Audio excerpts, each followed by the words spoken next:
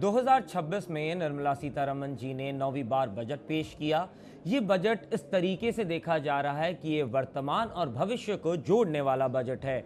ये देश की विकसित और आगे बढ़ने में काम आएगा और साथ ही में विकसित भारत का एक नींव कहे जाने वाला ये बजट 2026। इसी के बारे में बात करने के लिए हमारे साथ मौजूद है विनायक चैटर्जी और साथ ही में हैं अशोक सहगल साहब, जो एमडी है फ्रंटियर टेक्नोलॉजी से। सर, आप दोनों का स्वागत है जी बिजनेस में। सहगल साहब, अगर आपसे शुरू किया जाए, एमएसएमई के बारे में कई सारी चीज़ें बोली गई यहाँ पे, साथ ही साथ अगर देखा जाए एमएसएमई के स्किलिंग, एमएसएमई में एआई टेक्नोलॉजी, कई सारी चीज़ें एक साथ एमएसएमई को यहाँ पे मिलता हुआ दिख रहा है। एमएसएमई को आगे बढ़ाने के लिए एक पुश और एक सपोर्ट दोनों दिया जा रहा है। किस तरीके से एनालाइज करते हैं 2026 के इस बजट को? देखिए, एक तो ये बात है कि सपोर्ट तो बहुत दी है उन्होंने, पुश तो हमें अपने आप करना पड़ेगा आगे बढ़ने के लिए। और जब इतनी सारी उम्मीदें हैं पूरे देश की और फाइनेंस मिनिस्टर साहब की, और मैडम ने इतनी चीज़ें अनाउंस की हैं, तो अगर हम नहीं बढ़ते उस रफ्तार से जो कि उनको उम्मीद है, तो फिर ये हमारी कमी रहेगी। पर अब जो कई हमारे रुकावटें थीं, उनकी पहचान तो की गई है और उम्मीद है कि वो पहचान करके जो उन्होंने सुझाव दिए हैं कि कैसे उनको सुलझाएंगे, उससे बहुत ही हमें प्रोत्साहन मिलेगा और बढ़ने का अवसर भी मिलेगा। क्योंकि जो जीडीपी ग्रोथ हो रही है वो 7-8% की हो रही है, पर अगर हमें 2047 का देखना है तो हमें 10% के करीब चाहिए। इसमें आज की तारीख में एमएसएमईज़ 45% कंट्रीब्यूशन करती है मैन्युफैक्चरिंग जीडीपी का, और अगर आप विकसित देशों में देखोगे तो एमएसएमईज़ करीब 60% कंट्रीब्यूशन करती हैं। तो जो ओवरऑल जीडीपी ग्रोथ है, हमें उससे तेज़ भागना है और उससे जल्दी हमें ग्रो करना है। तो जो हमारी रुकावटें थीं वो पहचानी गई हैं। जैसे कि अगर किसी ने ग्रो करना है तो उसे कैपिटल चाहिए, तो इन्होंने 10,000 करोड़ का इक्विटी फंड प्रोवाइड किया है, जो कि इमीडिएटली नई इक्विपमेंट खरीदने में, और एक और उन्होंने स्कीम प्रोवाइड की credit linked subsidy for machinery. इससे प्रोडक्शन कैपेसिटी बढ़ाने का, मॉडर्नाइजेशन करने का और प्रोडक्टिविटी बढ़ाने का बहुत ही अवसर मिलेगा एमएसएमईज़ को। दूसरी बात होती है कि एक बार एमएसएमई चल गई तो उसकी ऑनगोइंग बिजनेस में उसकी अर्निंग सिक्योर होनी चाहिए। उसके लिए भी फाइनेंस मिनिस्टर जी ने एम्फसाइज़ किया कि ट्रेड्स जो है वो सब सीपीएसईज़ पे लागू हो जाएगा, ना कि वो जो 250 करोड़ से ऊपर के हैं। सो उससे टाइमली पेमेंट होगी, उसको जेम से लिंकअप किया जाएगा, जबकि इतनी प्रोक्योरमेंट जेम के थ्रू हो रही है। और जेम के थ्रू करेंगे और ट्रेड्स के थ्रू पेमेंट आएगी तो बिज़नेस भी मिलेगी और बढ़ोतरी भी होगी।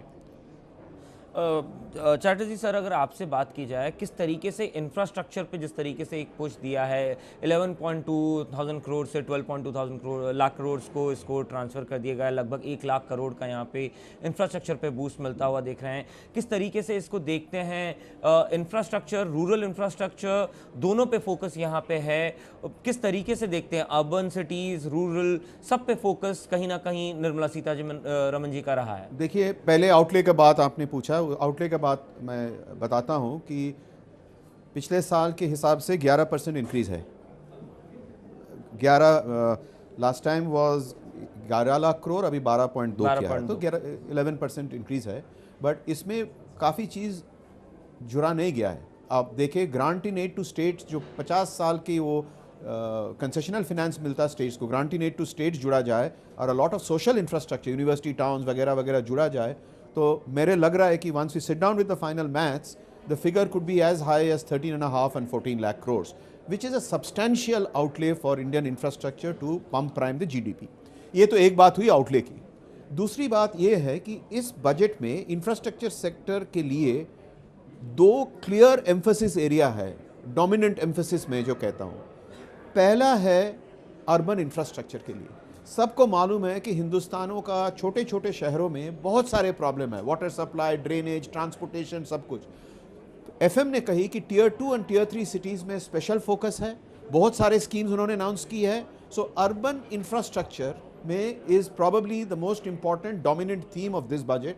दैट इज़ फॉलोड बाय, ये आपको इंडियन ट्रैवलिंग पब्लिक सुन के खुश होंगे कि एक इंडियन रेलवेज के लिए एक ट्रांसफॉर्मेशनल एजेंडा आउटलाइन किया हुआ है इस बजट में। 7 हाई स्पीड रेल कॉरिडोर्स, छोटी बात नहीं है, क्योंकि अब तक 10 साल पहले बुलेट ट्रेन अनाउंस हुई थी, उसके बाद कोई नई ट्रांसफॉर्मेशनल एजेंडा अनाउंस नहीं हुई थी। वंदे भारत तो हुई, बहुत सारे हुई, but they were just rolling stock. We are now talking about 7 new high speed rail corridors across the country.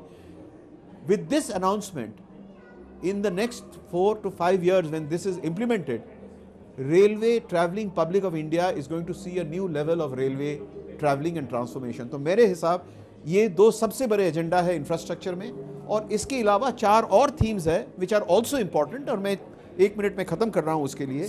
Next है tremendous emphasis on social infrastructure, medical tourism, 5 hubs, 5 university townships, 15 archaeological sites, sports training institutes, tourism circuits, वैसे बहुत सारे social infra में emphasis है। Coastal और inland waterways, वो जो 7-8 साल पहले फिर बात हो रही थी, नितिन गडकरी जी कह रहे थे we must encourage, that topic has been revived again in this budget of coastal and inland waterways. Financial system restructuring की बात हुई, I am not getting into the details now. And finally, there have been specific tax incentives for new age infrastructure like nuclear, biogas with CNG, aircraft parts, MRO वगैरह। तो ये सारे देखे, the 2 dominant theme और 4 sub themes, it's been a good budget for infrastructure। Sir, infrastructure की तो बात यहाँ पे है, बट इंफ्रास्ट्रक्चर के साथ inland waterways, coastal line waterways की बात की गई है, वाटर एयर टैक्सीज की बात की गई है, उसको किस तरीके से देखते हैं? क्योंकि कहीं ना कहीं अगर ट्रांसपोर्ट और डेवलपमेंट की बात करें, अगर ये डेवलप होते हैं तो हमारा रेल नेटवर्क पे प्रेशर कम आता है, हमारे रोड्स पे प्रेशर कम आता है। ये एक नया पुश जो थोड़ा कहीं हम देख रहे थे बीच में बैक सीट पे था, अब उसको दोबारा ड्राइविंग सीट पे लेके आया गया है। Your point is correct. अब देखिए पूरा बजट में पुराने ज़माने में क्या क्या आप सुनते थे, नेशनल हाईवे प्रोग्राम के लिए हम इतना अवार्ड किया, जल जीवन मिशन के लिए इतना अवार्ड किया, प्रधानमंत्री ग्राम सड़क योजना के लिए इतना किया, प्रधानमंत्री आवास योजना थी। Have you heard any of these terms in this budget? आपने सुना नहीं। आपने क्या सुना जो चीज़ आप कह रहे हैं कि inland waterways, coastal cities, tier 2 cities, logistics, ये सारे न्यू एज पुश जो आ रहे हैं इस बजट में काफ़ी शामिल है। कहीं ना कहीं इसी वजह से क्या इस बजट को कहा जा सकता है भविष्य का बजट? वो तो सर्टेनली कह ही सकता है, क्योंकि मैंने आपको कहा कि रिजुविनेशन ऑफ इंडियन सिटीज जो टॉप 2 डोमिनेंट थीम्स है, and the transformation of railway passenger traffic through 7 new high speed rail corridor. याद रखना कि बुलेट ट्रेन का स्पीड होता है 350 किलोमीटर पर आवर, और हमारा वंदे भारत का 150 किलोमीटर पर आवर करीब होता है। ये हाई स्पीड रेल 180 के आसपास लास्ट तो मैक्स स्पीड है, बट एवरेज स्पीड में तो 130 में चलता है, but high speed rail runs at around 250, तो बुलेट ट्रेन से थोड़ी कमी है। It will change the way Indian railways and rail travel in the country. मेरे ख्याल बजट स्पीच में आदमी का इतना महसूस नहीं आया कि इसकी power of 7 railway corridor, high speed rail corridors के मतलब क्या होता है, या आगे देखने वाली बात है। तो आपकी बात सही है कि फ्यूचरिस्टिक बजट। सहगल सर, आपसे आखिरी सवाल पूछना चाहूँगा। एमएसएमई को इतना फोकस दिया जा रहा है, कहीं ना कहीं ये विकसित भारत की तरफ जाने के लिए एमएसएमई का ग्रोथ ज़रूरी है, और इसी वजह से ये एमएसएमई को ग्रोथ दिया जा रहा है। वही बात मैं दोहराना चाहूँगा कि ये भविष्य विकसित भारत 2047 में बनने के लिए एमएसएमई को एक पुश और सरकार की तरफ से। देखिए, विकसित भारत में एमएसएमईज़ का अहमियत तो है, पर उसके अलावा ये जो बजट है इसमें कोशिश की गई है कि जो ग्रोथ हमारी हो वो इंक्लूसिव हो। जैसे कि उन्होंने कहा कि भाई नॉर्थ ईस्ट एरिया में हम ये एम्फेसाइज़ करेंगे, हम टियर 2, टियर 3 सिटीज़ को एम्फेसाइज़ करेंगे, हम जो एग्जिस्टिंग इंडस्ट्रियल क्लस्टर्स हैं और नए क्लस्टर्स बनाएंगे, 100 नए क्लस्टर्स बनाएंगे। तो कि ये जो ग्रोथ है, या हिमालयाज़ में उन्होंने जिक्र किया था, सो ये सब है कि भाई ये नहीं कि सिर्फ बड़ी सिटीज़ और जो एग्जिस्टिंग इंडस्ट्रियल एरियाज़ हैं वो बढ़ें, टियर 2, टियर 3 में सिटीज़ में और नए एरियाज़ में ग्रीनफील्ड प्रोजेक्ट्स और ग्रीनफील्ड इंडस्ट्रियल एरियाज़ बना के ये जो हमारी ग्रोथ है ये पूरे भारत में फैलनी चाहिए, ताकि आम जनता जहाँ भी हो भारत में सब के सब साथ के साथ उठें और सबका साथ सबका विकास हो। ये इसमें आता है, और ये एक भावना है जो बहुत ज़रूरी है। हम 1-2 चीज़ें अच्छी बना लें। आप दिल्ली का ही हिसाब लीजिएगा, नई दिल्ली की एक माहौल है, बाकी के दिल्ली का दूसरा है। तो आप नई दिल्ली देखिए और कहें कि भाई पूरा दिल्ली ऐसे क्यों नहीं हो सकता। अब ये भावना इस बजट में मुझे नज़र आ रही है के सिर्फ बड़ी शहरों को नहीं देख के हम सबको साथ लेके जी, सबको सबका आगे साथ चलें। सबका विकास इस बिल्कुल। बजट में है। भविष्य से लेकर वर्तमान तक दोनों ये बजट जी हाँ। पेश करता है। जी बिजनेस से बात करने के लिए आप दोनों का बहुत बहुत Thank शुक्रिया, you, sir. धन्यवाद। Thank you very much.